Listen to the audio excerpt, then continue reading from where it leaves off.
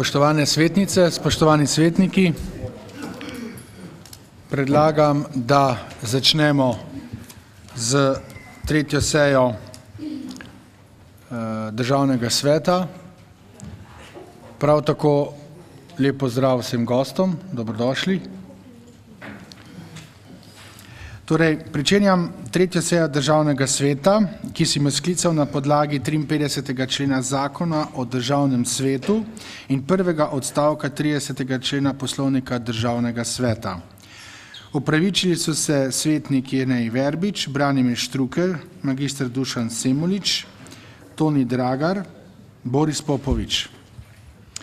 Na sejo so bili vabljeni profesor dr. Senko Pličanič, minister za pravosodje in javno upravo, k tretji točki dnevnega reda, potem Franc Bogovič, minister za kmetijstvo in okolje, k četrti točki dnevnega reda, uprava za varno hrano, veterinarstvo in varstvo rastlin, k četrti točki dnevnega reda, Sara Sorger, vodja pisarne Evropske prestolnice mladih Maribor 2014 k peti točki dnevnega reda. Od sklicu seje sem obvestil predsednika Državnega zbora Republike Slovenije gospoda dr. Gregorja Viranta in predsednika Vlade Republike Slovenije gospoda Janeza Janšo. Sklicem 16. januarja 2014 ste prejeli predlog dnevnega reda, ki je bil naslednji. Dnevni red. Prvič, odobritev zapisnika druge seje Državnega sveta Republike Slovenije. Druga točka, pobude in vprašanja državnih svetnic in svetnikov. Tretja točka, predlog zakona o spremembah in dopolnitvah zakona o prekrških, druga obravnava. Predlog zakona o spremembah in dopolnitvah zakona o zaščiti živali, druga obravnava. Peta točka, predstavitev Evropske prestolnice mladih Maribor 2014 in možnosti sodelovanja. Šesta točka, obvestilo o začetku kazenskega postopka zoper državnega svetnika Borisa Popoviča. In sedma točka, predlog programa dela Državnega sveta za leto 2013.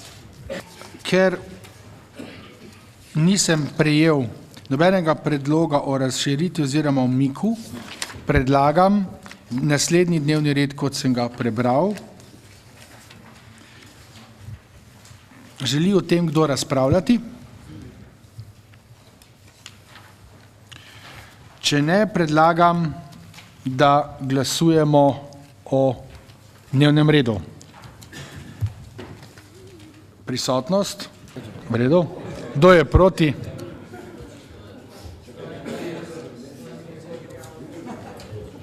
Torej, ugotavljam, da je dnevni red z 30 glasovi sprejet. Torej, prihajamo na prvo točko dnevnega reda. Odobritev zapisnika druge seje Državnega sveta.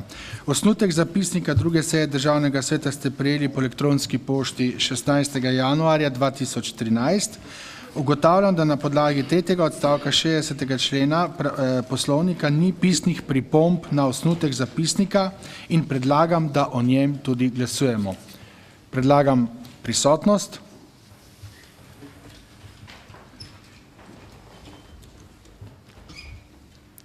Kdo je za?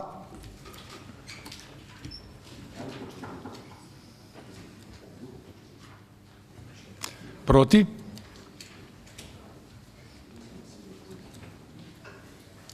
Torej, ugotavljam, da je zapisnik druge seje Državnega sveta sprejet z 27 glasovi. Prehajamo na drugo točko dnevnega reda, pobuda in vprašanja državnih svetnic in svetnikov. Po elektronski pošti 18. januarja 2013 in na klop ste prejeli pobudo državnega svetnika dr. Zorana Božiča za spremembo 6. člena Ustave Republike Slovenije. Predlog sklepa Državnega sveta ste prav tako prejeli po elektronski pošti 18. januarja in na klop. Ali želi predlagatelj pobude podati kratko obrazložitev? Besedo ima dr. Zoran Božič.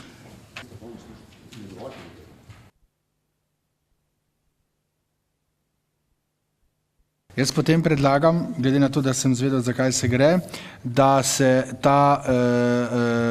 če se v tem strinjamo, da se pripravi pisni predlog teh stvari, da ugotovimo, ali je bil to tehnični problem ali bil kakšen koli drug in da potem na osnovi interesna skupina, da te stvari pove. Želite proceduralno? Prosim, če lahko tule pride. Ne, prosim tule. Zaradi snemanja in vsega. Najprej bom rekel, mi je zelo žal, da ste začeli brez ene cele interesne skupine. Res, da smo zamudili, ampak brez ene cele interesne skupine. Mislim, to je že prva reč, ne? Ko mi je dvignilo pritisk, pa ne samo meni, ampak tudi mojim kolegom in kolegici. Druga reč, da smo predlagali, da se seveda, ne da bi se izpostavljali, tlele ugotovi, glede na to, da ni bil bran tekst, čeprav je bilo pismen predlog, da se spremeni naloge ene od komisij, da to ni prišlo noter in smo pač jemali to kot tehnično. Ampak zdaj ste zadevo preskočili in jo ne uredili. Ta zadeva sproža zelo preprosto nezaupanje. Ne dovolimo si, da se bomo ukvarjali s proceduro v tem državnem svetu, ukvarjamo se z vsebino. Gre na prvi pogled za malenkost, pa je daleč od tega, da je malenkost. Jaz ne vem, kako boste to uredili. Jaz sem predlagal, kaj se uredi, res smo prišli malo kasneje, res je strokovni tajnik oziroma sekretar skupine ni mogel takoj dol priti, ampak lahko čemo bomo pa popravili naknadno. Sorry, mi smo verjetno vezani na nek poslovnik, na neke procedure. Na interesni skupini obravnavali naloge Komisije Državnega sveta Republike Slovenije za socialno varstvo, delo, zdravstvo in invalide.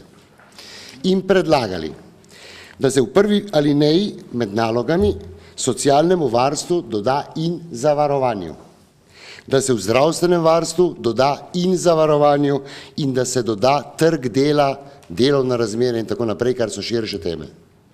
Ta zadeva je verjetno zaradi hitrosti prišla naprej in tehnične napake je zapisniku zdaj seveda celoten tak seznam noter. Ko smo to danes na interesni skupini ugotovili, je bilo rečeno, da predlagamo, da strokovne službe same ugotovijo, da pač je prišlo do tehnične napake in ni šlo. Ker smo zamudili, seveda smo glasovali takoj že za zapisnik, v katerega pravzaprav smo prišli noter 10 minut kasneje. Zato sem se najprej razburil, da nisem moglo počakati 10 minut, da nismo mogli biti prisotni in drugič lahko čemo.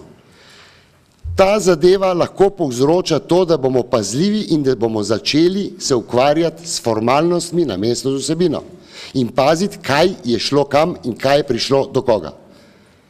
To je moje opozorilo. Jaz se zdaj sicer razburjam, ampak se mi zdi, da je banalno, da se razburjamo o tem, če bi bilo boljše o vsebinskih vprašanjih. Jaz verjamem, da se je zadnjič lahko zgodila tehnična napaka in sem zelo toleranten do tega, če je toleranca do popraviti to. Če pa ni tolerance, bomo pa že, potem žal ne morem pristati na to. In ne pristajam na to, da bom prišel v položaj, da bom razmišljal vsakič, ali lahko zaupam strokovnim službam in pa vodstvu. To je problem. To je moj osnovni problem. Ne gre zdaj samo za to. Gre predvsem za to, da smo se nekaj zmenili in ni bilo realizirano. Pardon, in da je to seveda zdaj zapisano.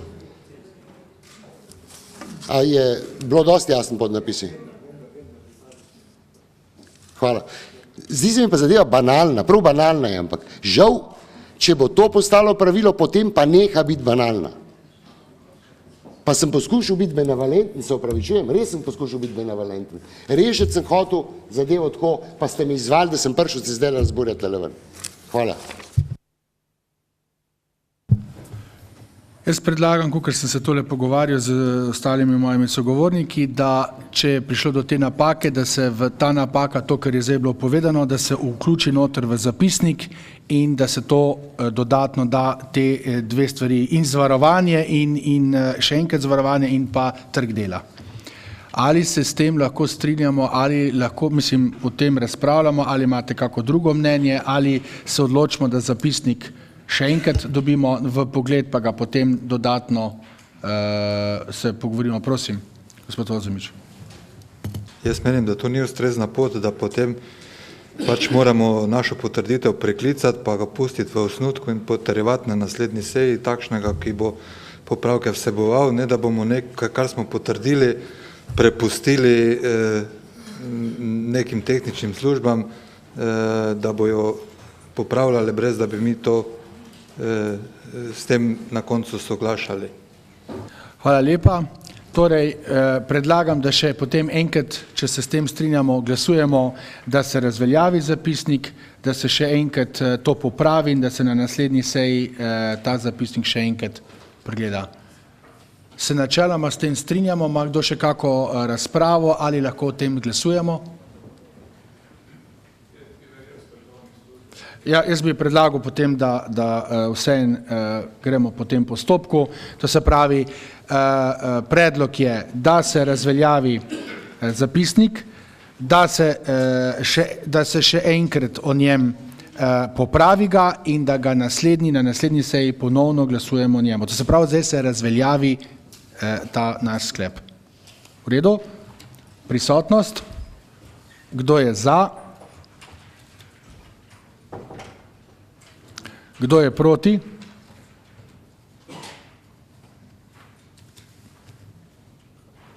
Torej ugotavljam z rezultatom glasovanja, za je 19 svetnic in svetnikov, to se pravi, da razveljavimo in v naslednjič to stvar ponovno obravnavamo. Hvala.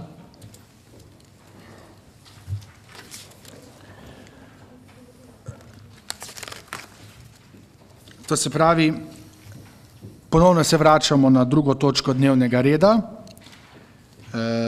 Ostali smo pri tem, ali želi predlagatelj pobude podati kratko obrazložitev. Gospod Božič se je prijavil in prosim dr. Zorana Božiča, da obrazloži svojo pobudo. Spoštovane državne svetnice in svetniki, gre za pobudo, katere obrazložitev in tudi sklep ste že prijeli po elektronski pošti. In najprej bi rekel, da se mi zdi, da je čas, ker so bili nekateri pomisleki, za to pobudo pravi. Namreč, ker državni svet seveda ni kvalificirani predlagatelj za spremembe ustave, lahko predlaga samo zakone, smo mi s to pobudo, če bo sprejeta, pravzaprav predlagatelji kvalificiranim predlagateljem. Se pravi, to sta pa Vlada Republike Slovenije in Državni zbor, da pravzaprav odpreta državno razpravo o problemu, ki pa je seveda pereč in aktualen. Predvsem pa seveda z namenom, da tudi Državni svet pripomore k temu, da se določene stvari, ki na državni ravni niso rešene, vendarle v doglednem času rešijo oziroma popravijo. Se pravi, gre za poskus, bi lahko rekel, neke vrste kompromisa oziroma rešitve. Zakaj gre? Se pravi, v čem je izhodišče za pobudo o spremembi določitve slovenske himne v ustavi? Lansko leto 2012 je imelo dva državna praznika, kjer se je izvajala himna, in sicer dan državnosti, ko so bile najprej kot vaja zapete 4 kitice in potem v resnici. Potem pa na dan samostojnosti in enotnosti, ko je prišlo celo do neke vrste polemike med vlado in državnim zborom, ki je odmevala tudi v javnosti. In se je zadeva iztekla tako, da je bila 7. kitica Zdravljice zapeta in se je tedaj tudi stalo, predtem je bila pa 2. kitice recitiral jo je igralec gospod Tone Kuntner. Ob tej zadnji proslavi so se pojavila nasprotna stališča. Nekateri so trdili, da če se igra in zapoje samo eno kitico, to ni v skladu z ustavo, kar je možno podpreti. Premier gospod Janez Janša je celo moral popraviti novinarko Ksenijo Petrovčič, da v ustavi piše drugače, kot ona misli. In je imel premier v tem popolnoma prav. Drugi so pa menili, da več kitic, ki bi se izvajale, niso v skladu z zakonom o državnih simbolih, ki ima sicer drug uradni naziv, se pravi zakon o grbu, zastavi in tako naprej. Sama zadeva ima malo daljše korenine. Namreč do praktično 3 let nazaj so bili edini, ki so problematizirali 7. kitico Zdravljice kot slovensko himno, kar je pravzaprav nastala neke vrste tradicija v 20 letih od osamosvojitve dalje. Društvo Hrvardi, ki ima svojo spletno stran, in društvo Hrvardi, bi rekel, popolnoma upravičeno, navajajo, da je slovenska himna kitica Mladenči, zdaj se pije Zdravljica vaša, vi naš up. Ker štejejo to od prve Zdravljice iz leta 1844, ki je imela 9 kitic. Se pravi, imajo argument. O tem se lahko sami prepričate na njihovi spletni strani. Leta 2010 se je pa lotil zadeve spoštovani pisatelj zamejskega rodu Boris Pahor, ki ga osebno globoko spoštujem, ko bo letos 100-letnik, in je človek samo fasciniran, česa vseeno je on zmožen, in bil velik domoljub, priznam, ker sem se malo s tem ukvarjal, včasih, ko nekateri so nacionalno zavest pravzaprav tam nekje v 70-ih, 80-ih letih šteli za manj vredno. No, spoštovani Boris Pahor se je oglasil v javnosti, govoril o tem na različnih preditvah in dal celo 2 pobudi Društvu slovenskih pisateljev za spremembo slovenske himne. Po sklicevanju na francosko Marseillezo, kjer je prvi vers Allons enfants de la patrie, se pravi, gremo sinovi domovine, in v prepričanju, da francoska izraža domoljubno zavest, 7. kitica Zdravljice pa ne, je predlagal besedilo, ki bi povezovalo nekaj verzov iz 7. kitice z enim oziroma 2 verzoma druge kitice. In sicer je bil njegov predlog naslednji. Slovenska himna, Bog našo nam deželo, Bog živi v slovenski svet. Pika. Žvenaj si narodi, ki hrepenedo čaka dan, da kodar sonce hodi, prepiri sveta bo pregnan. Pika. Tudi na spletu se lahko poučimo o tem, da je Društvo slovenskih pisateljev se odzvalo na 2-kratni predlog, vendar ga je zavrnilo, češ da zadeva z glasbenega stališča nikakor ne bi bila izvedljiva. Leta 2011 se je pa dejansko v parlamentarni postopek za spremembo zakona, ne ustave, zakona, podala skupina poslank in poslancev s prvo podpisanim gospodom Jožetom Tankom, ki je predlagala, da bi se na državnih proslavah Zdravljica izvajala v celoti, kar pomeni 8 kitic, kar je zelo dolgo, sicer pa 2. in 7. kitica. Postopek je bil, mislim, da že na parlamentarnem odboru končan. To je predzgodovina. Gremo k zakonih oziroma k ustavi. Ustava aktualna Republike Slovenije pravi, himna Slovenije je Zdravljica. Pika.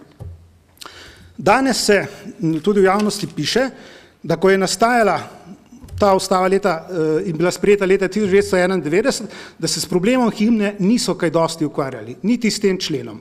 Zanimivo je pa, da se je zgodba natančno ponovila v odnosu ustava-zakon leta 1989 z ustavnimi dopolnili še v okviru SFRJ, leta 1990 zakon, potem 1991 nova ustava s praktično istim besedilom in zakon o grbu iz leta 1994, malo več časa je trajalo, ki pa pravi takole. Čeprav je v ustavi himna že opredeljena, pravi zakon. Himna je 7. kitica pesmi Franceta Prešerna Zdravljica, na melodijo iz zborovske istoimenske skladbe skladatelja Stanka Premrla. Se pravi, imamo ponovno določitev himne.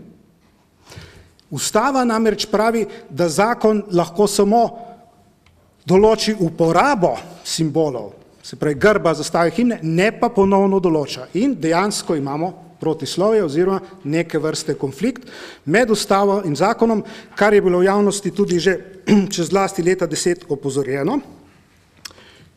Kaj so temeljne pomanjkljivosti sedanje ureditve? Ne samo to, da smo ena redkih držav, ki himne nima določene, se pa te stvari, kot bomo videli tudi v drugih državah, problematizirajo in spreminjajo in rešijo, ampak je problem v tem, da po ustavi ne vemo, za čigavo pesem gre, ker je Zdravljic bilo več pred Prešernom in po Prešernu. Ne vemo, katera različica Zdravljice je, ker V zgodovini sta dve različici. Ena se začne z verzom spet trto so rodile, druga se začne z verzom prijatelji od rodile. Ne bom razlagal, zakaj to dvoje, ampak to je recimo tradicija. In tretje, glede na to, da je Zdravljica najprej imela 9 kitic, leta 1944 9 kitic, 2 leti kasneje 7 kitic in spet 2 leti kasneje v prvi objavi 8 kitic, zakon ne določi natančno, katera je slovenska himna. Skratka, po ustavi in po zakonu slovenska himna sploh ni določena.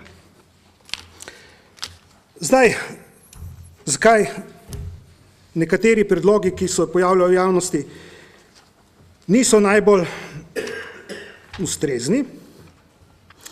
To, kar je predlagal spoštovani pisatelj Boris Pahor, je težko izvedljivo, ker če vi kombinirate verze iz ene in druge kitice, dobite novo kitico. Pravzaprav zoper Prešerna in je seveda tudi glasbeno neizvedljivo. To drži. Da bi izvajali celotno pesem tega v evropskem primeru, jaz sem šel skozi različne himne različnih evropskih držav, ne poznamo. Spravi, nekatere države imajo tudi 8 kitic, v himni izvajajo samo 1 ali 2, ker veste, da je tam treba stati in seveda časovno omejitev tega ne dopušča. Problematična je pa druga kitica zato, in čeprav je Prešeren težak za razumevanje, so najmanj Avgust Žigon, Anton Slodnjak, moj brat, ki je o tem pisal, pa tudi jaz nekaj pred tem, se je jasno pokazalo, da razumevanje druge kitice ni problematično, kar se tudi v javnosti pojavlja, zaradi Boga. Jaz osebno bi recimo celo predlagal 5. kitico, Bog živi vas Slovenke, ker je ravno tako Bog na začetku, pa so Slovenke, ki so redke kot ženske v kakšni kitici, se pravi, mene Bog čisto nič ne moti.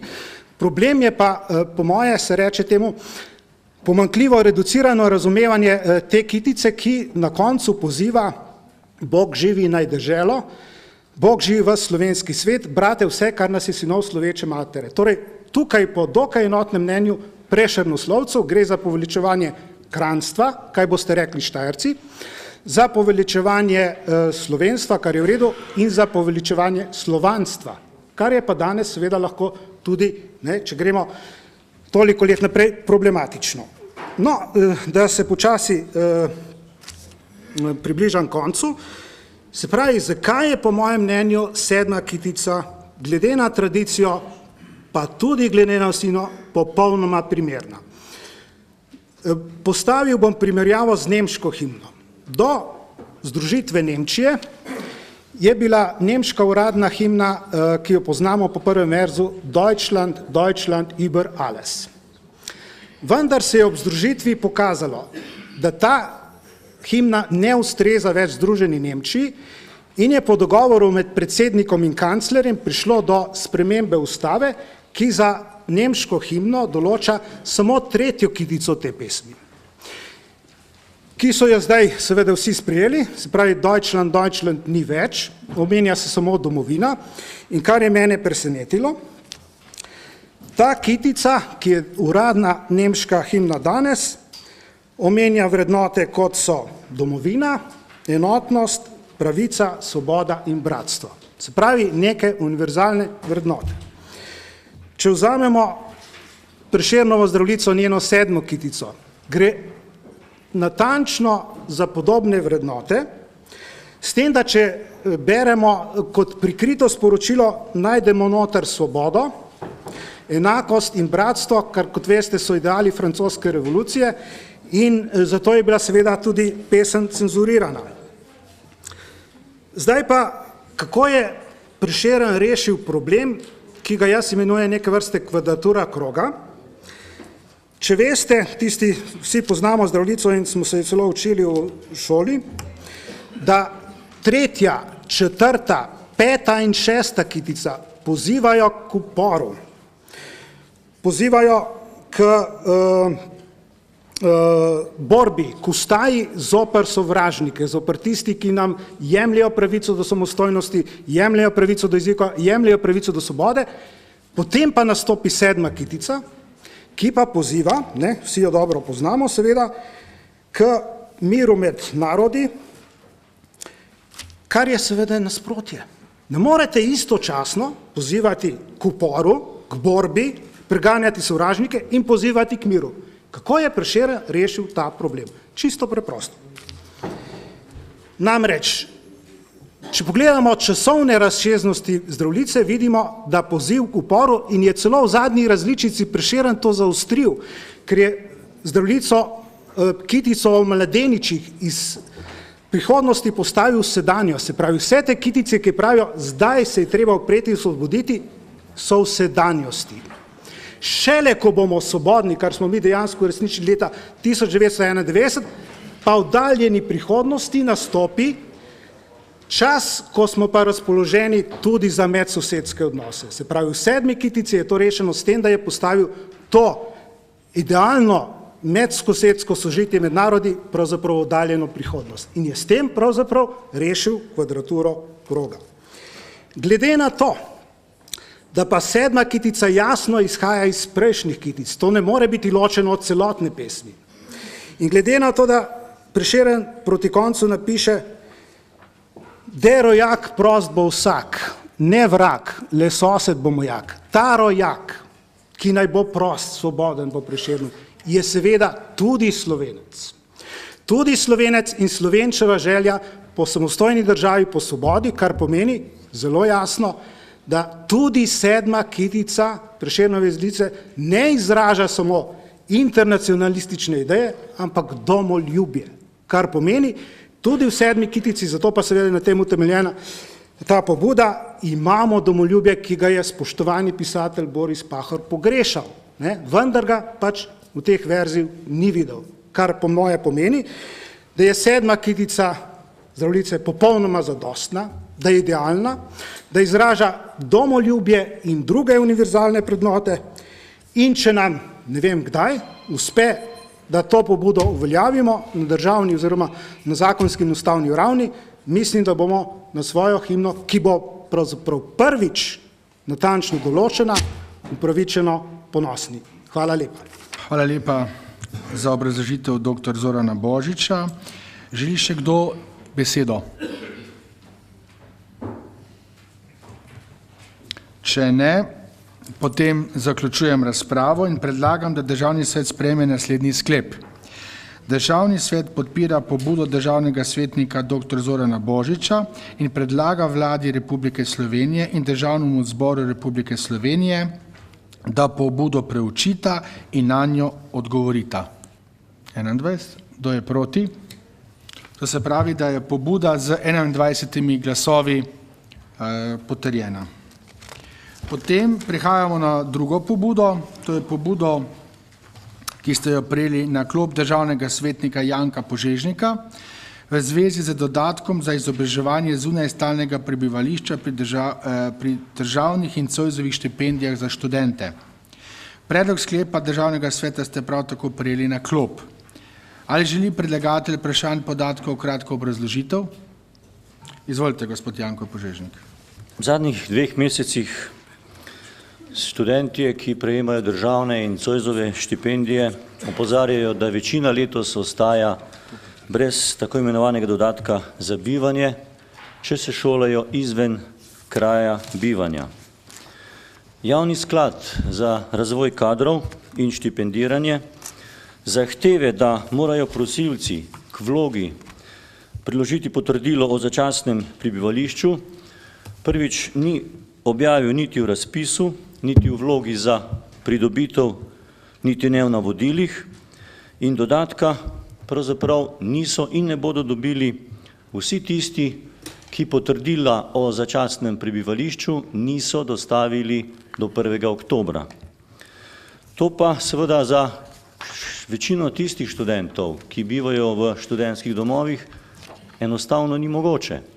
Kajti pred tem datumom so dobili sicer ti študentje odločbe, da so sprejeti v študentski dom, seveda niso pa dobili vsi sob, kajti sobe dobivajo po tistem časovnem obdobju, ko se praznijo in nekdo je na primer na 1000. mestu, torej te prednostne liste in dobi sobo, ne vem, konec novembra ali pa celo v mesecu decembru.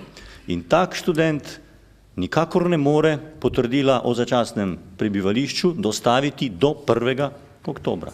To je nemogoče. In vsi ti študenti, ki sami niso prav nič krivi za to, pravzaprav bodo ostali brez tega dodatka in so diskriminirani.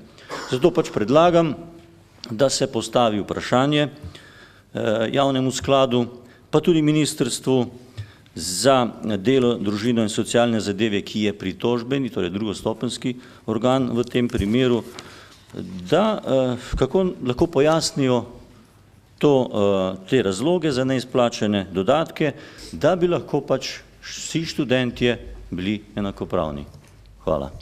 Hvala lepa svetniku gospodu Janku Požežniku. Želi kdo besedo? Če ne, hvala lepa, zaključujem razpravo in predlagam, da Državni svet sprejme naslednji sklep.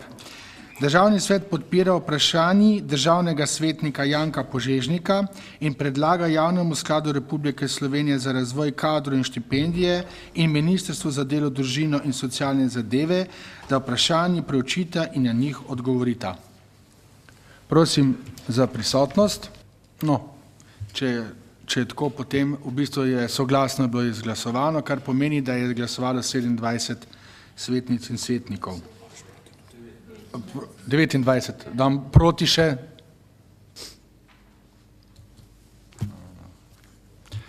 Torej, ugotavljam, da je Državni svet sprejel sklep z 29 glasovi. Po elektronski pošti 18. januarja 2014 ste prejeli pobudo interesne skupine lokalnih interesov v zvezi z imenovanjem posebne komisije, ki bo ugotovila dejstva in morebitno odgovornost ravnanja v Državnem svetu v zvezi z dokumenti, ki so bila podlaga za odločanje Državnega sveta o mandatu državnega svetnika Janeza Verbiča. Sklep predsednika Državnega sveta o imenovanju članov komisije za ugotovitev dejstev in morebitne odgovornosti pri odločanju o mandatu državnega svetnika Jerneja Verbiča ste tako prejeli po elektronski pošti 18. januarja 2014.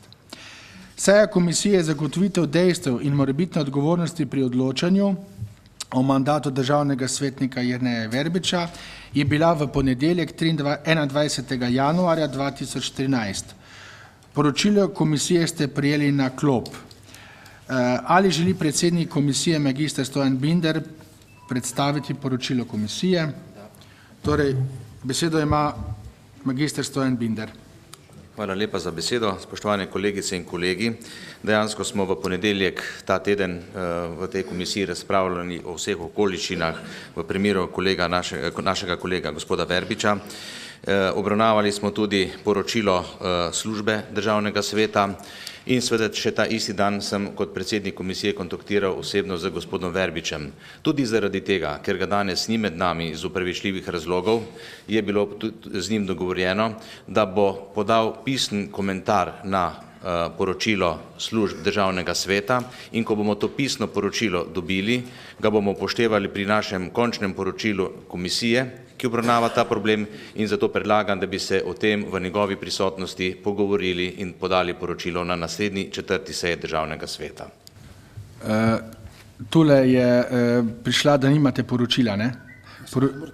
Ja, ne morete ga imeti zaradi tega, ker je gospod Binder ga še ni podpisal in je stvar v bistvu, da bo ponovno še o tem razpravljala komisija in bo potem naknadno to poročilo z vsemi temi stvarmi, kar je obrazložil, v bistvu tudi prišlo potem do vas. Ja? Ja. Je v redu tako? V redu. Dobro. Potem imamo naslednjo, gremo na glasovanje glede tega, ali mislim, da je to pač stvar bila komisije, ki se je tako odločila in na naslednji seji bomo o tem razpravljali. V redu, hvala. Po elektronski pošti ste 8. januarja in na klop ste prijeli odgovor Univerze v Ljubljani in zahtevo državnega svetnika dr. Jan Vita Goloba za dopolnitev odgovora na vprašanje glede postopkov zasedbe delovnih mest na fakultetah Univerze v Ljubljani po upokojitvi rednih profesorjev na podlagi določb zakona za uravnoteženje javnih financ. Poleg tega ste po elektronski pošti 9. januarja 2014 in na klop prejeli odgovor Ministrstva za delo in družino in socialne zadeve na vprašanje državnega svetnika Jožeta Mihelčiča v zvezi z izvajanjem zakona o uveljavljanju pravic iz javnih sredstev. S tem v bistvu zaključujem točko pobude vprašanja državnih svetnic in svetnikov. Prehajamo na tretjo točko dnevnega reda, to je predlog zakona o spremembah in dopolnitvah zakona o prekrških, druga obravnava. Najprej bi želel pozdraviti gostjo, Andrejo Lang, vodjo sektorja za kaznovalsko zakonodajo in človekove pravice iz Ministrstva za pravosodje in javno upravo. Lep pozdrav. Predlog zakona je bil objavljen v poročevalcu Državnega zbora dne 21. decembra 2012 in ste ga prejeli po elektronski pošti s sklicem 16. januarja. Predlog zakona je obravnavala Komisija za državno ureditev, poročilo komisije ste prejeli po elektronski pošti 18. januarja in na klop. Predlog mnenja Državnega sveta ste prejeli po elektronski pošti 18. januarja 2014 in na klop. Predlog so obravnavale interesne skupine, stališča interesnih skupin ste prejeli na klop. Prosim, da morebitne amandmaje k predlogu mnenja vložite v pisni obliki. Ali želi besedo predstavnik predlagatelja zakona? Torej, izvolite, gospa Andreja Lang. Spoštovani predsednik, spoštovani svetniki in svetnice, lepo pozdravljeni in najlepša hvala za besedo. Na kratko bi lahko rekli, da iz vidika pristojnih organov ta predlog zakona namenjen predvsem poenostavitvam in večji ekonomičnosti postopka, s tem hkrati pa tudi zmanjšanju finančnih obremenitev državnega proračuna in pa glede na to, da so prekrškovni organi tudi redarske službe, tudi manjše obremenitve proračunov lokalnih skupnosti. Hkrati bo skozi te poenostavitve omogočeno hitrejše zaključevanje postopkov, kar je po eni strani pozitivno tudi z vidika storilcev oziroma osumljencev storitve prekrškov. Hkrati pa ta zakon, če z vidika storilcev prekrškov pogledamo, prinaša tudi nekaj olajšav v zvezi s sankcijami in njihovim trajanjem. Zdaj, ta zakon o prekrških se uporablja že od leta 2005, od 1.1. tega leta. Od takrat je bil sicer velikokrat noveliran, glede na to, da smo že prenoveli v tem predlogu. Seveda pa so se tudi zakoni, na katere se zakon o prekrških sklicuje, med tem večkrat sklicevali, spreminjali, zato je nekaj sprememb namenjenih tudi uskladitvam z zakonom o sodnih taksam, zakonom o upravnem postopku, zakonom o kazenskem postopku in zakonom o izvrševanju kazenskih sankcij. Del sprememb pa predstavlja tudi uskladitev s pravnim redom Evropske unije. Zdaj, če samo na hitro poglavitne rešitve predstavim in se tistih redakcijskih niti ne dotikam.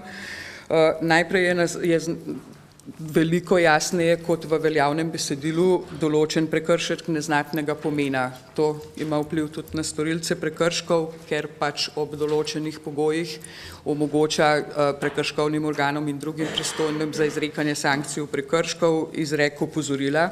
Ena sprememba, ki prav tako pomeni določene olajšave za storilcev prekrškov, pa je tudi skrajšanje časa, v katerem se brišejo kazenske točke v cestnem prometu. Kot veste, določeno število, to je 18 zbranih kazenskih točk, pomeni prenehanje veljavnosti vozniškega dovoljenja. Do sedaj je bilo določeno, da se kazenske točke pač vsake posebej brišejo 3 leta po pravnomočnem izreku. Zdaj je ta doba pomaknjena na 2 leti, se pravi, se bodo kazenske točke brisale vsake 2 leti po pravnomočnem izreku.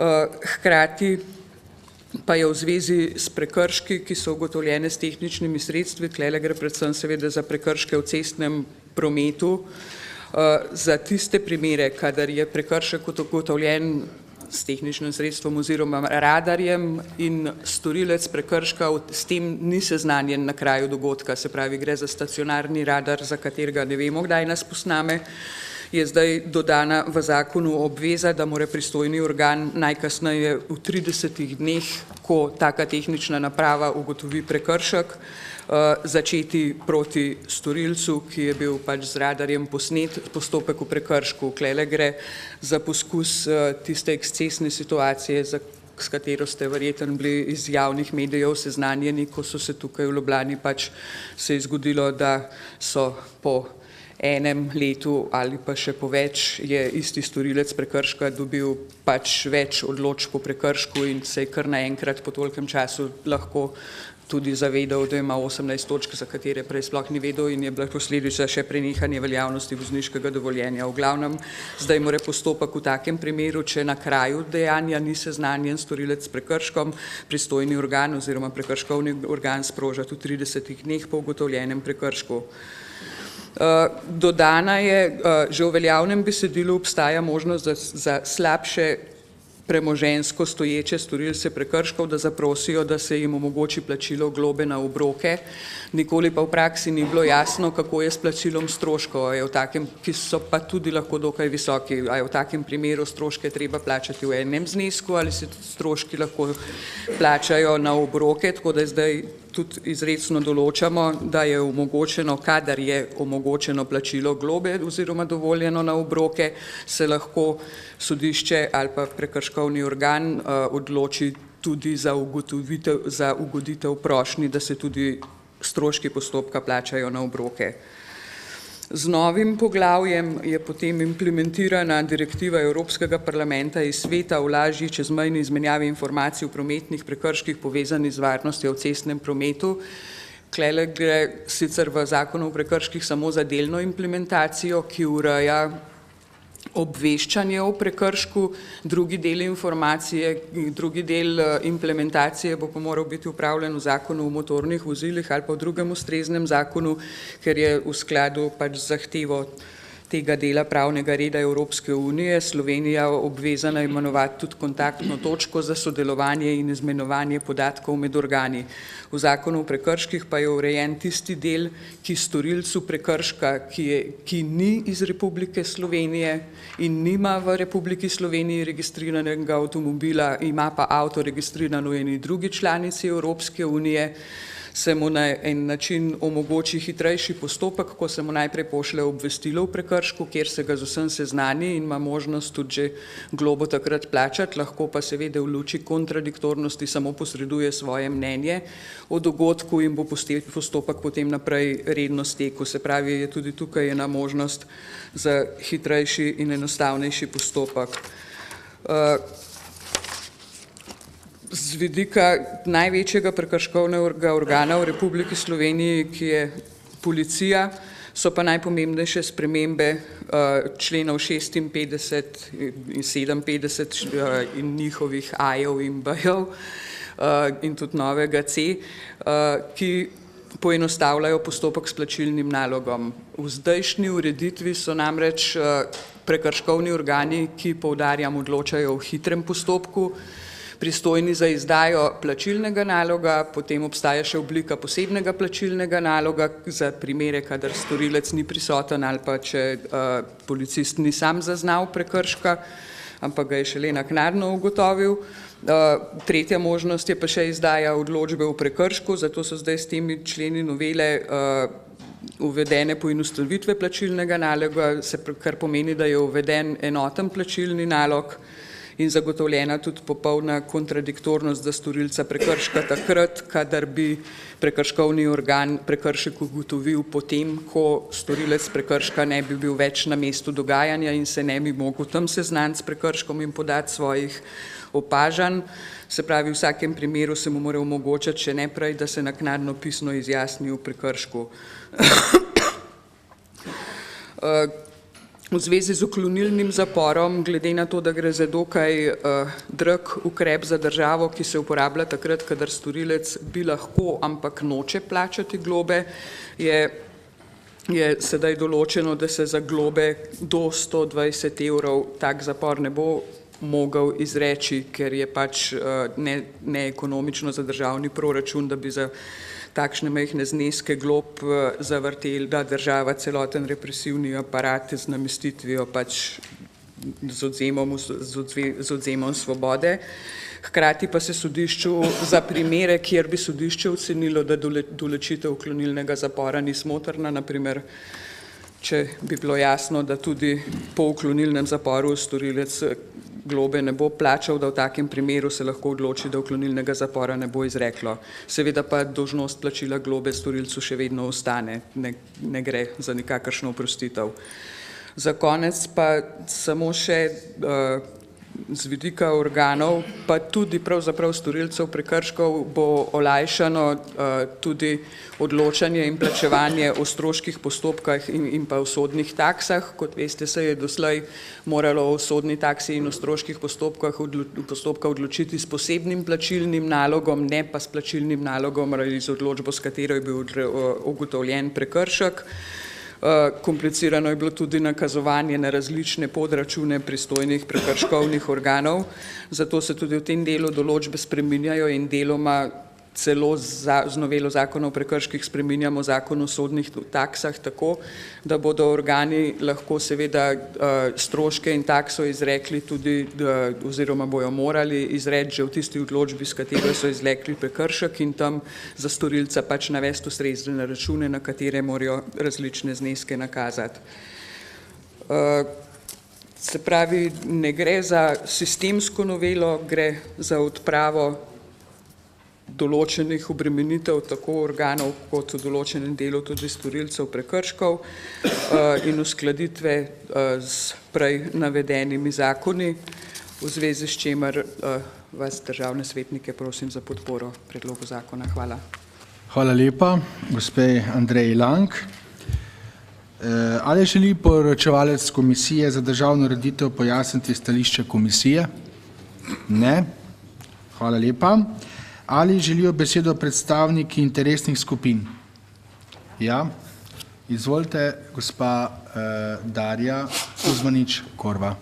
Spoštovani svetnice in svetniki, Centri za socialno delo podpiramo spremembo zakona o prekrških, ampak opozarjamo na cilj zakona. Namreč sama predlagateljica je povedala, da je cilj zakona ekonomičnost, zmanjšanje stroškov proračuna in so s tem odprli 20. člen zakona o spremembah in dopolnitvah zakona o prekrških.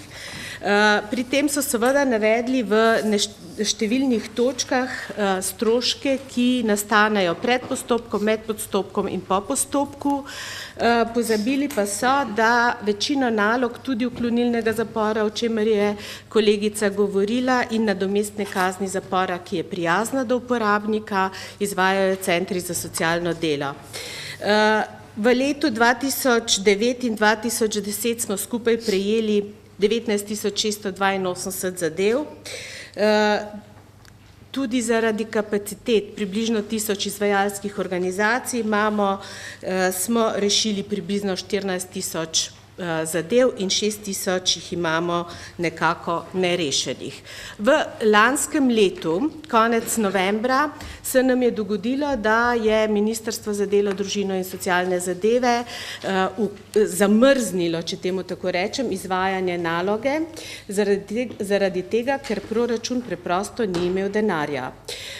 Kar pomeni, da tisti, ki so prejeli sklep o opravljanju nadomestne kazni ali v uklonilnem zaporu, niso bili pozvani na izvajanje te naloge. Namreč ob nastopu izvajanja naloge nastanejo stroški. Najprej moramo plačati strošek zdravstvenega zavarovanja, se pravi zdravstvenega pregleda, potem varstva pri delu in ko človek nastopi to kazen v izvajalski organizaciji, plačujemo potne stroške in pa stroške prehrane. To je približno 270 evrov. Seveda se pa zdaj spreminja tudi prekrškovna zakonodaja, ki bo nadomestno kazen razširila iz dosedanjih 40 ur v povprečju na tiste kazni, ki so lahko izrečene tudi do kazni 5 let zapora, kar pomeni, da bo lahko človek imel tudi do 1500 ur nadomestne kazni in bo ta strošek seveda bistveno večji. Mi smo na naši interesni skupini predlagali amandma, kjer se v 12. točki kot posredni stroški, se pravi po zaključku postopka, vključijo tudi potni stroški tega storilca in stroški za prehrano pri opravljanju določenih nalog v splošno korist in v korist lokalne samouprave. Mi mislimo, da je tako, kot je tudi predlagateljica povedala, takrat, ko je izrečen uklonilni zapor, ne gre za hudo socialno, bom rekla, ogrožene ljudi, ampak gre za ljudi, ki so sposobni plačati in je prav, da plačajo v celoti strošek. Hvala. Hvala lepa. Svetnici gospod magistri Darji Kuzmanič Korva. Še kdo od predstavnikov interesnih skupin? Ne, hvala. Odpiram razpravo. Predlog amandmaja ima magister Stevo Ščavničar, prosim, izvolite. Spoštovane državne svetnice, spoštovani državni svetniki, predlog sprememb je dobrodošel, res bo postopek poenostavljen, vendar te poenostavitve prinesejo tudi vsaj eno težavo, ki bi se je bilo dobro ogniti. Namreč v tistem delu, ki opisuje hitri postopek, predvideva sprememba zakona, da ne tistim kršiteljem, ki plačajo na kraju mesta, da tistih podatkov ne bi vodili v evidenci, kar pomeni, da bi obstajal nek denaren tok brez ustrezne podlage v evidencah, kar je pa protizakonito.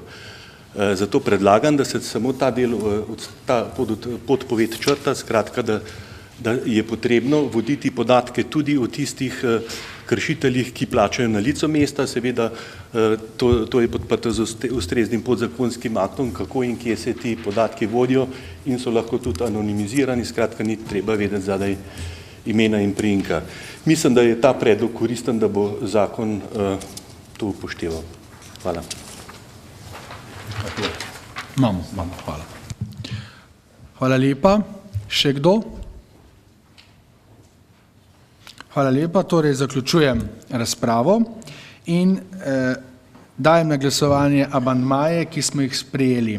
Najprej bomo glasovali o amandmaju na mnenje interesne skupine gospodarske dejavnosti in potem bomo še glasovali o amandmaju k 20. členu. To je interesne skupine, potem pa isto bomo glasovali še na amandma magistra Steva Ščavničarja na mnenje in potem na amandma k 14. členu. Torej, preidemo najprej na glasovanje interesne skupine negospodarskih dejavnosti, to se pravi amandma na mnenje, ki ga je podala gospa Darja Kuzmanič Korva. Prosim za prisotnost. Kdo je za?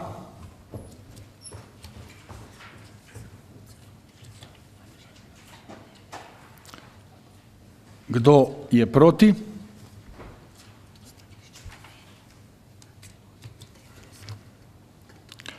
Torej, ugotavljam, da je amandma mnenja na mnenje gospe interesne skupine sprejet.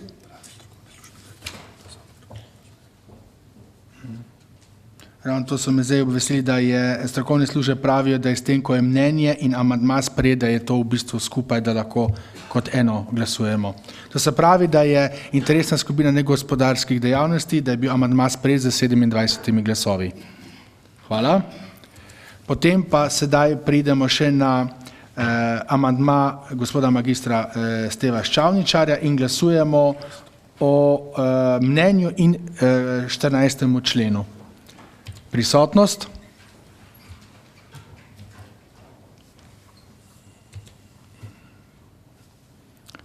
Kdo je za?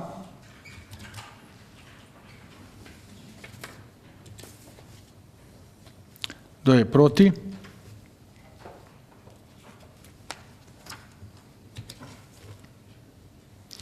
Torej, ugotavljam, da je tudi amandma magistra Steva Ščavničarja sprejet z 29 glasovi. Torej, dajem novo glasovanje. Predlog mnenja Državnega sveta skupaj z obema sprejetima amandmajema dajem na glasovanje. Prisotnost.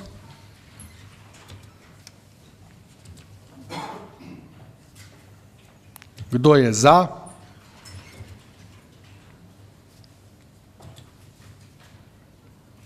Kdo je proti? Torej, ugotavljam, da je Državni svet sprejel predlog in pa z obema amandmajema z 32 glasovi. Prehajamo, hvala lepa, gospa Andreja Lang. Predlagam, da pridemo na 4. točko dnevnega reda. Predlog zakona o spremembah in dopolnitvah zakona o zaščiti živali. Druga obravnava.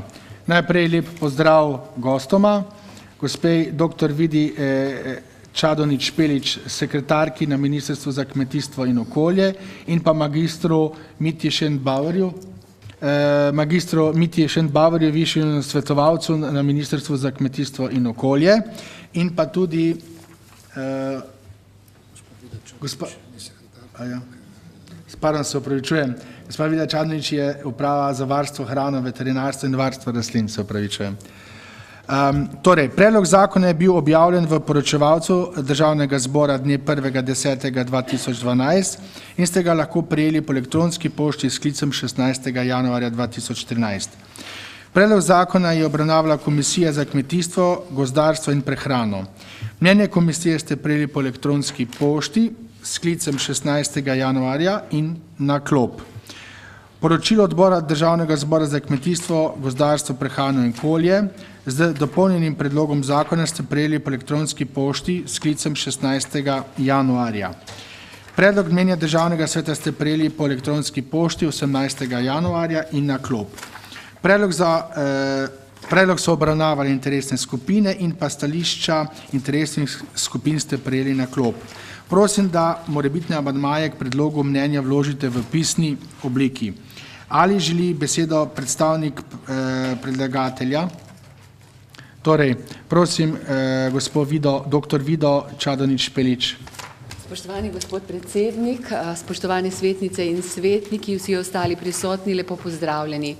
Hvala, da smem zelo na kratko predstaviti zakon o zaščiti živali, ki je dejansko sprememba zakona. Prvi zakon je v naši državi nastal že leta 1999. Mi veterinarji radi govorimo seveda o zaščiti živali, pri tem pa ne smemo nikoli pozabiti lastnikov živali. Zato je zakon, ki smo ga pripravljali oziroma te spremembe nastajal skupaj z civilno družbo več kot eno leto, lahko že rečemo 1 leto in pol, in seveda je temeljil na 2 osnovnih predpostavkah. Na odgovornem lastništvu živali, kajti za svojo žival, ne glede na to, a je to rejna žival ali je to žival, ki jo imamo za svojo družbo in mi rečemo, da so to hišni ljubljenci, zanjo je vedno odgovoren lastnik. Tako za njeno dobro počutje, kot tudi za vsa njena dejanja, ki lahko škodijo drugi živali ali pa človeku in okolju. In drugo, zelo pomembno spoznanje oziroma temelj tega zakona je humano ravnanje z živalmi. Živali so čuteča bitja in si zaslužijo vso našo pozornost. Zakon smo pravzaprav šli spreminjati zaradi spremembe evropske zakonodaje na področju preizkusov oziroma poskusov na živalih. Žal še vedno uporabljamo v poskusih, to se pravi v znanstvenih poskusih živali. Vendar so ravnanja z živalmi zelo strogo predpisana. Temeljijo na tako imenovanih 3 erih, kar pomeni, da predpisujejo, da se v poskusih vendarle uporablja čim manjše število živali, to se pravi tam, kjer je to nujno potrebno, da se uporabljajo metode, kjer se z živalmi zelo humano ravna in da se te metode vedno znova izboljšujejo v prid živali. Kar pomeni, da s tem zakonom posebej predpisujemo zaščito živali pri poskusih in to pravzaprav moramo moramo imeti implementirano čim prej v slovenski pravni red, čeprav moram povedati, da je že sedaj ta stara evropska zakonodaja implementirana. Kaj je drugega še pomembnega v tem zakonu, je sprememba oziroma še strožji pogoji za klanje živali. Klanje živali je dovoljeno izključno tako, da nastopi nenadna smrt ali pa klanje z omamljanjem. V zvezi s tem ste morda v javnosti prebrali polemike, da smo z tem zakonom prepovedali obredni zakol. Obredni zakol, kjer naj bi se živali klalo brez omamljanja, smo prepovedali. In to povem s ponosom. Namreč nismo pa prepovedali obrednega klanja z omamljanjem. Tako klanje se v naši državi že vrši in ga bo dovoljeno še vedno vršiti. Kajti prepričani smo, da ni nobene potrebe, da bi živali pri zakolu trpele. Naj vas spomnim, da velika žival, bik ali krava, če jo koljemo brez omamljanja, trpi in umira v mukah. To si moramo priznati. In moramo biti tako humana družba, da to preprečimo in da temu rečemo ne. To ni nestrpnost proti kakršnikoli veri. To je dejansko zaščita živali. No, kaj je še novega v te spremembe zakona? Je to, da smo pri registraciji psa. Vi veste, da imamo v naši državi že dolgo let predpisan register psov. Nekateri so želeli, da bi v ta zakon unesli tudi obvezen register za mačke. Vendar mislimo, da za zdaj bi bila to še prevelika revolucija, ker veste, da imajo muce drugačen način življenja kot psi, da se tudi rade potepajo in da bi bilo težko določiti lastnika psov in mačk in da bi za zdaj verjetno si unesli še zmedo v zakonodajo oziroma bi bilo to zakonodajo težko izvajati. Register psov imamo in to je eden od registrov psov, ki je, rekli, zelo dober, če ga gledamo iz stališča cele Evropske unije. Vsak pes mora imeti lastnika, ki je polnoleten in ki v registru tudi da svojo EMŠO. Zaradi tega, ker če pes stori kakšno dejanje, ki nam ni všeč, potem se zna zgoditi, da si tega psa lastniki podajajo. Vemo pa, da je lahko je pa samo en lastnik in ta odgovarja za njegova dejanja. Zdaj smo šli pa še dalje, mora biti tudi določen izvor psa. Vsak, ki prijavlja psa v register, mora povedati, od kod ga je dobil. S tem želimo preprečiti ilegalno trgovanje z psi. Ne boste verjeli, v naši državi se to dogaja. Imamo celo trgovine z psi in z živalmi, kjer niso jasni dokumenti, od kod živali prihajajo. Tudi se določeni ljudje so ukvarjali z prekupčevanjem za psi. To ne samo, da ni humano, to je nevarno, ker veste, da psi lahko prenašajo bolezni, smrtna bolezen pa je steklina. Se pravi, da smo še zaostrili pogoje za vpis v register in še nekaj o nadzoru. Nadzor nad tem zakonom opravlja veterinarska inšpekcija, ki je sedaj v tej novi upravi, ki je bila omenjena, to je uprava za varno hrano, veterinarstvo in varstvo rastlin, ki je bivša veterinarska uprava z pridruženimi še kolegi, ki delajo na področju zdravstvenega varstva rastlin in fitofarmacevtskih sredstev.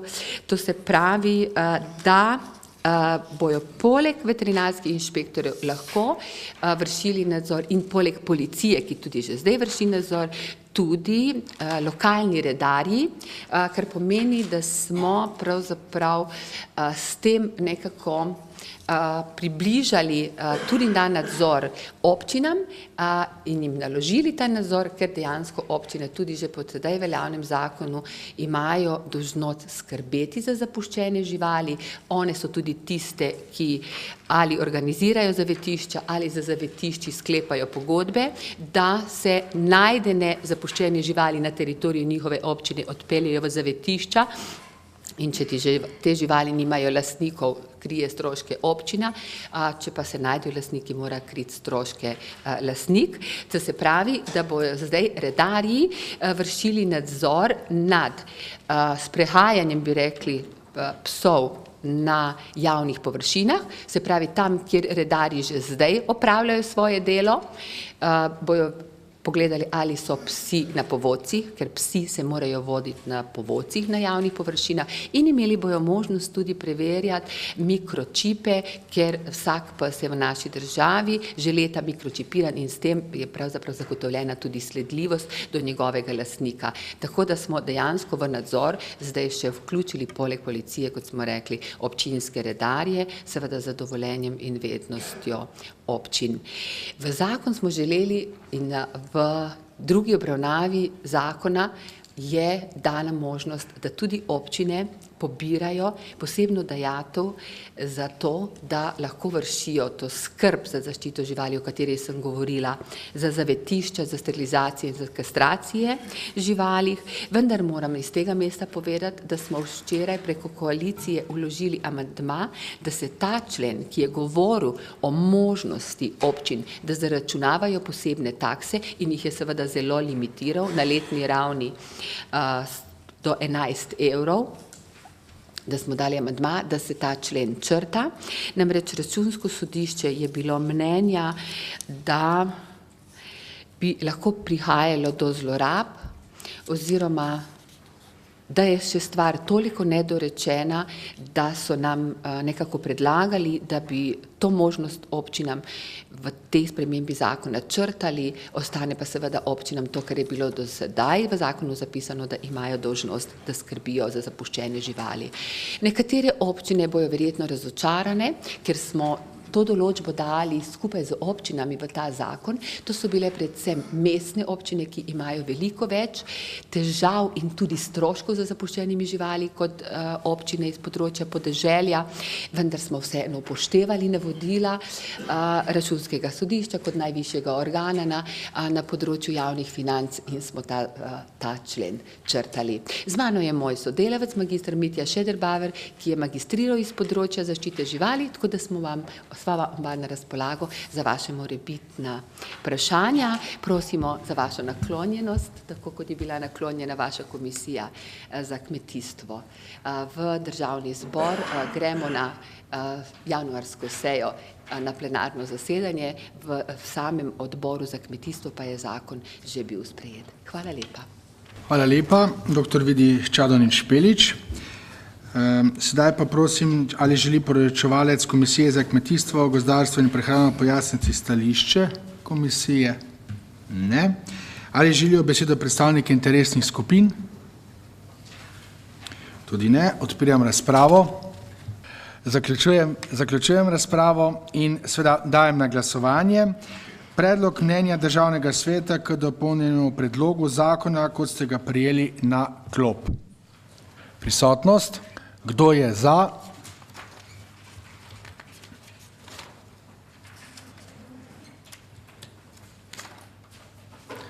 Proti? Torej, ugotavljam, da je predlagano mnenje Državnega sveta sprejeto z 30 glasovi.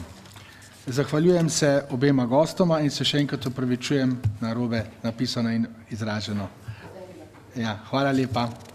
Hvala, nasvidenje. Prehajamo na 5. točko dnevnega reda, to je predstavitev Evropske prestolnice mladih Maribor 2013 in možnosti sodelovanja. Želel bi pozdraviti seveda tudi ekipo iz Maribora, to je gospod Saro Sorger in pa Mitjo Špesa in pa Astrid Bah. Torej, hvala lepa.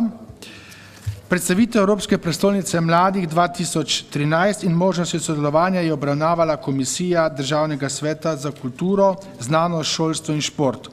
Poročilo komisije ste prejeli na klop. Ali želi besedo predstavnica Evropske prestolnice mladih Maribor 2013? Torej, prosim, gospod Saro Sorger, da pride in nam predstavi. Lepo pozdravljeni vsi skupaj, hvala za besedo. Spoštovane svetnice in svetniki, danes Maribor uživa posebno pozornost tukaj tudi med vami, da vam lahko predstavimo en mladinski projekt, za katerega je mestna občina Maribor, rečemo raje Slovenija, kandidirala že leta 2010 in leta 2010 smo torej prejeli naziv Evropske prestolnice mladih. Takrat je bila situacija popolnoma drugačna in tudi vizija takratnih prijaviteljev je bila, da bomo projekt v obsegu 10 milijonov evrov izpeljali, tako spodbudili mladinske organizacije, okrepili njihovo delovanje, opolnomočili same delavce v mladinskih organizacijah. Leta 2013, ko smo nastopili torej za celo koledarsko leto, je situacija popolnoma drugačna in se pravi moja ekipa je seveda prilagodila celotni program in budžet temu situaciji, torej tudi v Sloveniji. Mi se sedaj potegujemo, se pravi tudi z nami, najlepša hvala, da se je pridružila podžupanja Astrid Bah, ki je pristojna na mestni občini Maribor prav za področje Evropske prestolnice mladih. Ne vem, če veste, da se pač mestna občina Maribor lahko pohvali tudi z nazivom oziroma s certifikatom mladim prijaznega mesta, ki ga je prejela v letu 2012. Predvsem zaradi tega, ker imamo dobro razvito mladinsko področje, imamo tudi med predstavniki lokalne oblasti mlado podžupanjo, ki je pač prav za to področje, seveda so jo s pridom izkoristili na vseh tudi EPK-jevskih dogodkih, mi pa jo bi želeli obdržati tudi v tem letu. Namreč pokazalo se je, da v tujini smo dosti resneje sprejeti, če imamo predstavnika mestne občine Maribor. Do zdaj nam je to uspevalo. Tako da seveda na kratko, da vam razložim projekt. Projekt je zastavljen v 11 sklopih, ki zajemajo medkulturno povezovanje, izobraževanje, kulturno ustvarjanje, stanovanjsko problematiko, ekologijo, zaposlovanje, šport, strukturiran dialog, medgeneracijsko sodelovanje in predvsem prostovoljstvo. Namen današnje predstavitve je, da predvsem vi razumete, da gre za resen projekt, da ne gre za festival, da ne gre za koncerte, temveč da izpostavimo skupaj z ključnimi mladinskimi organizacijami probleme, ki pestijo mlade v tem tisočletju. In ti problemi bodo tematizirani skozi vso leto, namreč mestna občina Maribor je leta 2012 namenila za prijavo oziroma se pravi možnost prijave mladinskih organizacij na razpis v vrednosti 300 000 evrov, da pripravijo programe, nove programe za leto 2013.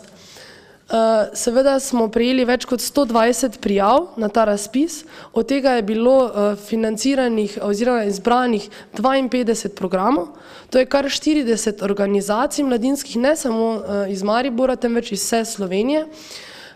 Kar je zelo pomembno vključiti, da so tudi ostale mladinske organizacije prepoznale pomen Evropske prestolnice mladih.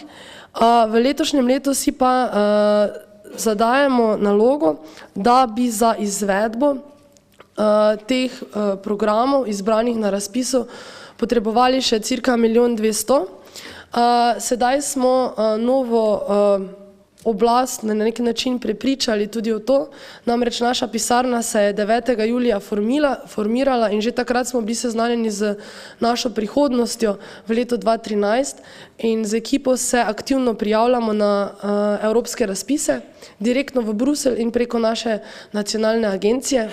Nekateri svetniki so danes že to zgodbo slišali, tako da se opravičujem, ampak jo moram poudariti. Važno je, da pisarna je na nek način lahko sama sebi zadostna. Z 158 000 evri, ki bi jih želeli dobiti poleg teh 1 200 000 strani države oziroma mestne občine Maribor, bi lahko doprinesli 960 000 evrov evropskih sredstev preko razpisov.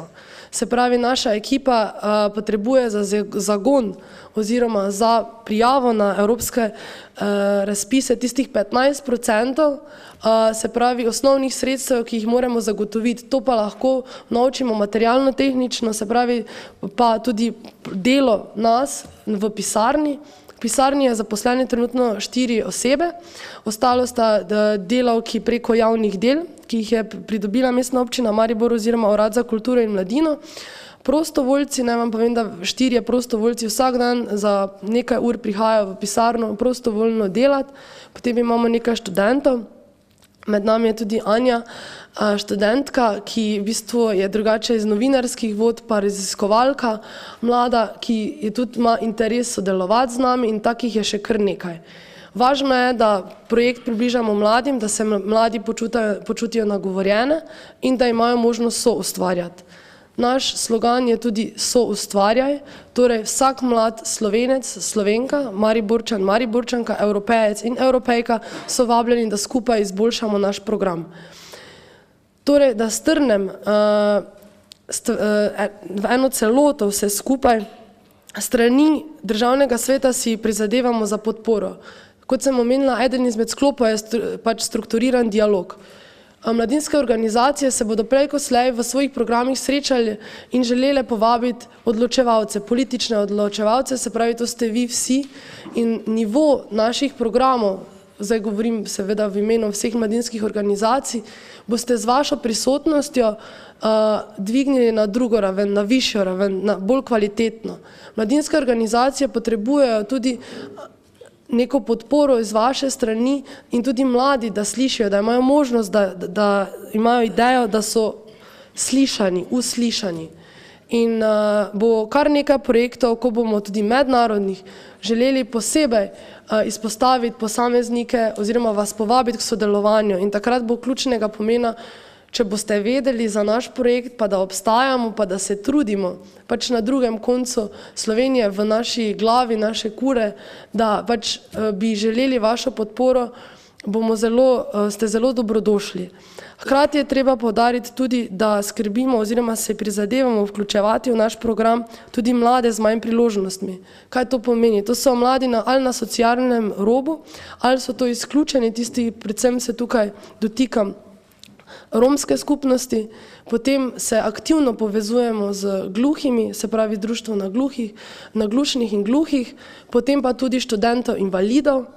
Se pravi, to so ključne skupine, ki smo jih v zadnjem času prepoznali kot društva oziroma organizacije, ki potrebujejo največ pozornosti in prepoznavnosti med mladimi. Ne nazadnje, mogoče omembe vredno je tudi dejstvo, da to soboto prirejamo uradno otvoritev skupaj z Zlato lisico. Kar smo v Mariboru morda prvič dosegli je, da dva pomembna dogodka združimo, si delimo stroške, zmanjšamo, se pravi, mladi pač moramo tudi znati šparati, ne, po domače, tako da smo pač predlagali, da se pač dve šport in zabava na nek način združita. Imamo zelo malo zabavnih dogodkov, sami organizirani, to je eden izmed prvih in večjih, kar jih bomo organizirali v Mariboru, tako da bomo z organizatorji Zlate lisice na Trgu Leona Štuklja po se pravi, žrebo številk tudi otvorili slavnostno našo prestolnico mladih. Istočasno pa bodo se na drugem delu mesta, na Štuku, to je v študentski četrti, več kot 500 mladih, se pravi gluhih, istočasno imelo svojo otvoritev Evropske prestolnice mladih, kar pomeni, da skrbimo, da so tudi ti mladi vključeni v družbo in da se zabavajo pač na svoj način, se pravi, glede na njihove zmožnosti. Jaz mislim, da smo s klubom oziroma z organizacijo Indijanec prepoznali ta problem in omogočili tudi mladim, gluhim iz Podravja in širše, se pravi okolice tudi Slovenije, da praznujejo vstop oziroma otvoritev Evropske prestolnice po svoje.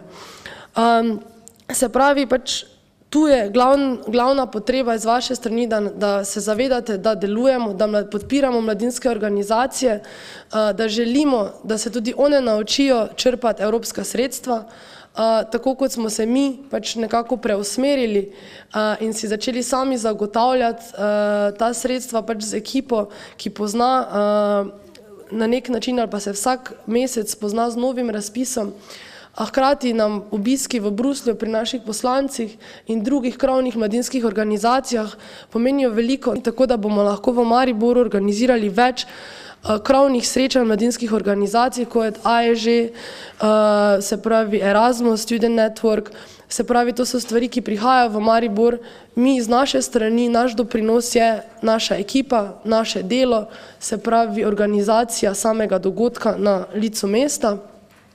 Seveda s pridom izkoriščamo tukaj lokacije oziroma infrastrukturo mestne občine Maribor, saj smo del Urada za kulturo in mladino.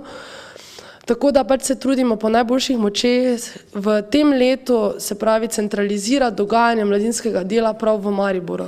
To nam uspeva vsak dan bolj, ne nazadnje tudi Evropska komisija je prepoznala v nas potencial, tako da bomo tudi skupaj z njimi direktno organizirali nekaj strokovnih srečanj v Mariboru. Potem z Društvom invalidov, študentov invalidov Slovenije bomo organizirali okroglo mizo na temo zaposlovanja invalidov. Sodelujemo odlično tudi z Zavodom za poslovanje z Podravske regije, tako da se udeležim naslednji teden že srečanja svetovalcev, ki na samem mestu svetujejo brezposelnim osebam, kako jih motivirati, na kak način in jim povedati, da v primeru, če ne najdejo nič drugega, lahko kot prostovoljci se aktivirajo pri nas.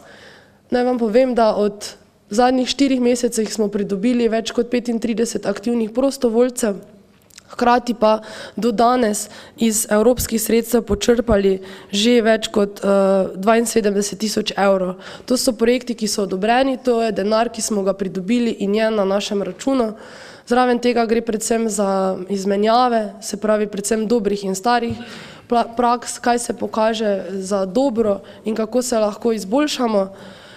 Tudi nacionalna agencija Movit je prepoznala en potencial, tako da bomo prvič v zgodovini Evropske unije v marcu priredili, se pravi, srečanje vseh evropskih prestolnic mladih, bivših in bodočih in mi kot sedanja.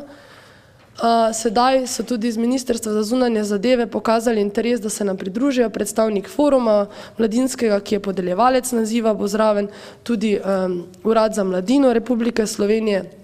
Tako da vidimo en splošen interes mreženja in izmenjave dobrih praks. To nam tudi omogoča nadaljnje delo, se pravi, da krepimo odnose z našimi sosednjimi državami, namreč Mestna občina Maribor ima kar nekaj partnerskih mest, tako da lahko veliko projektov delamo tudi čezmejno, direktno, to je od Osijeka do Pule, Zagreba, potem Graz, Torino, potem še na Madžarskem se najde kakšne mestece oziroma mladinska organizacija tudi v Budimpešti, aktivno pa seveda v prestolnicah. To so bile Rotterdam, Antwerpen, Torino, Braga na Portugalskem, Cluj-Napoca pa Solun. Zdaj, seveda pa pač preko slej trčimo, seveda ob te finančne okvirje, sedaj vemo, kam dokot sega, pač tudi moralna podpora z vaše strani prihaja že iz leta 2010, se pravi, ko smo se prijavljali na ta razpis in seveda bo vaša podpora naprej v tem letu izrednega pomena, sploh pri našem delovanju. In jaz upam, da boste tudi kakšen dogodek v zvezi z kakšno srečanje, kakšen posvet posamezne komisije izpeljali v Mariboru, ste vljudno vabljeni. To bo okrepilo program strukturiranega dialoga ali pa še kakšnega drugega, sploh če se bo še kako okoljska varianta našla, ste vljudno vabljeni, da okrepimo našo ekologijo. V glavnem, zelo bi bili veseli, da se mogoče aktivnosti ali pa vaša srečanja ali pa kakršnekoli vesela druženja tudi prestavijo v Maribor, na tak način tudi pokažemo možnost, da se vi kot organ selite k nam, ni tako daleč, tako da ste vljudno vabljeni. Če še sem kaj pozabila, se upravičujem, pa smo na voljo tudi kasneje po naših kontaktih, na naši spletni strani, tako da pač želimo vsem mladim, torej ne samo v Mariboru, ampak v celi Sloveniji zagotoviti aktivno vključevanje, veliko dela, da ne bo te apatije in neke črnogledosti, ki mislim, da bi v naši pisarni se hitro izblinila. Ne bomo šli v Vetrinski dvor, kjer je bil EPK, bomo imeli samo eno lušno informacijsko točko, da bomo lahko delili informacije, smo ekološko usmerjeni, tako da ne pričakujte programske knjižice, vsaka 2 meseca, tako da bomo vse koordinirali preko spleta. Se pravi, tudi si nadajamo z vsemi mladinskimi organizacijami, tako kot z Mladinskim svetom Slovenije, Zavodom Y, naprimer, ki je v Ljubljani, z mestnim svetom Ajdovščina, uskladiti posamezne dogodke in jih vse tudi lansirati naprej Slovenski tiskovni agenciji, Slovenski turistični organizaciji, ki so naši dobri partneri postali in ki se zanimajo za naše delo. Mi jih s pridom obveščamo. Če ne druga, upam, da ste slišali vse za našo akcijo, ko smo pomagali kidati sneg. To je sprožilo en val potem našega sodelovanja z ostalimi mladinskimi oziroma študentskimi organizacijami po celi Sloveniji.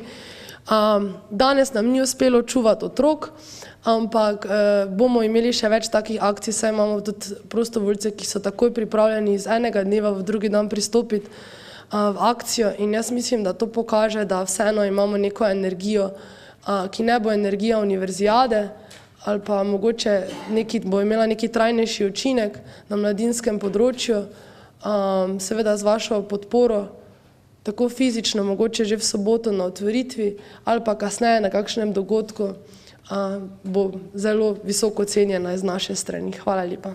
Hvala lepa.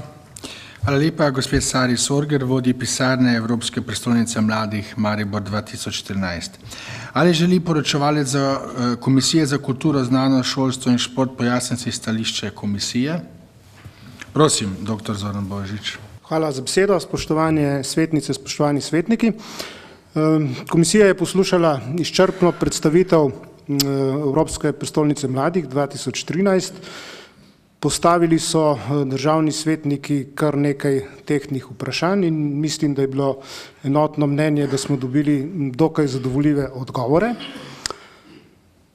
Moram poudariti, da že to, da so bili leta 2010 Mariborčani izbrani izmed 11 prijavljenih možnih mest, ki organizirajo to v enem letu, 7. zapored, je določeno priznanje, no predvsem smo pa potem v razpravi ugotovili, da se za osnovo projekta obnašajo dokaj varčevalno, se pravi v skladu s sedanjimi finančnimi in drugimi razmerami, da so že sami pravzaprav pridobili zelo veliko evropskih sredstev, da veliko svojega dela gradijo na prostovoljstvu, da se odpirajo ne samo v širši slovenski prostor, pač pa tudi, da na dejaven način povezujejo mlade iz Evrope, kar je pravzaprav eden od ciljev Evropske zveze.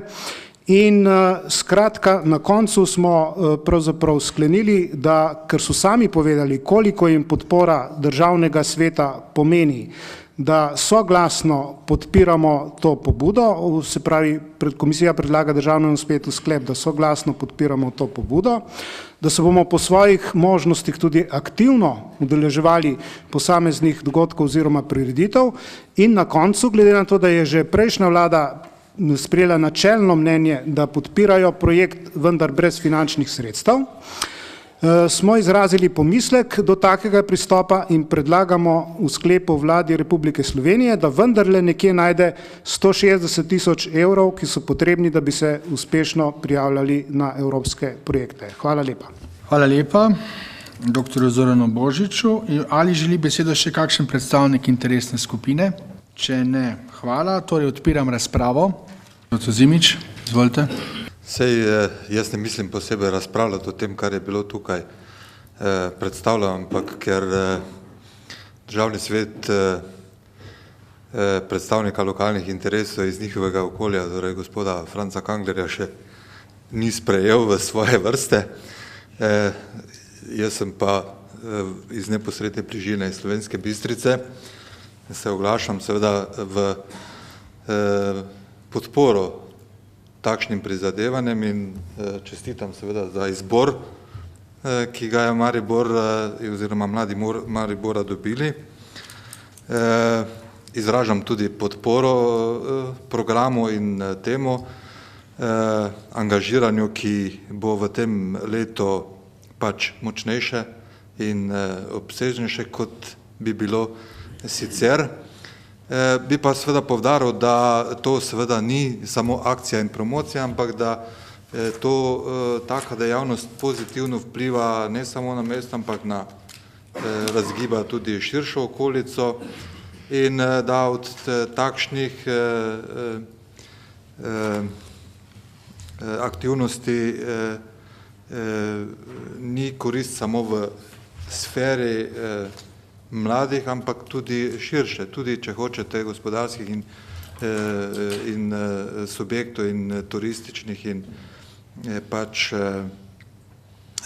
in ostalih inštitucij, ki so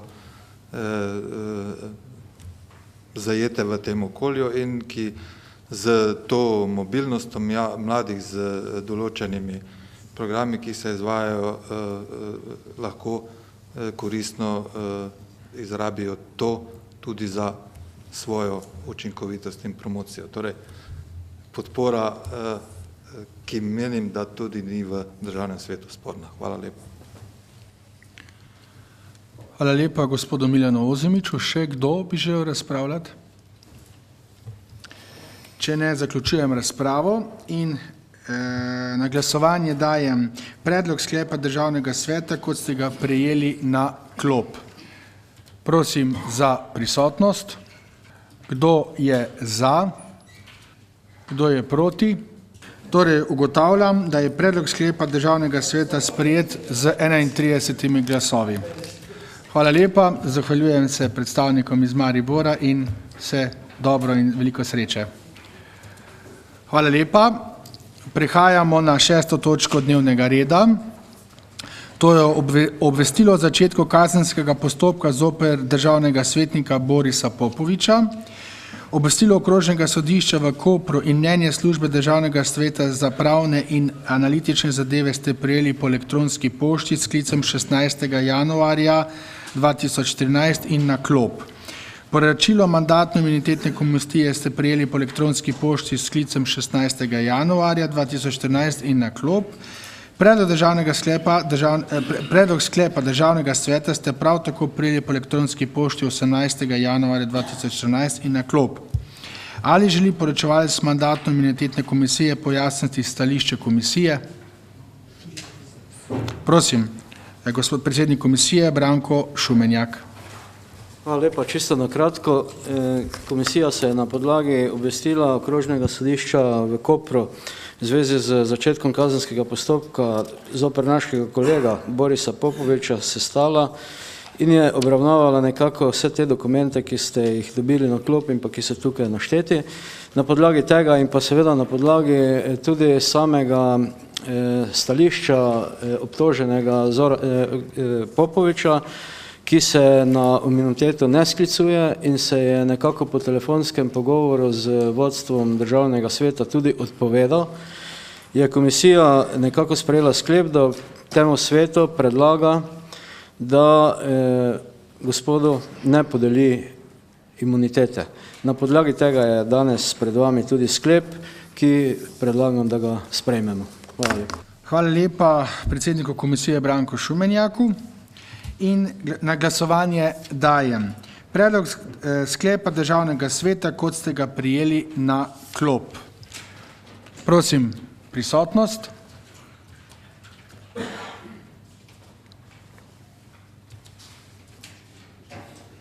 Kdo je za?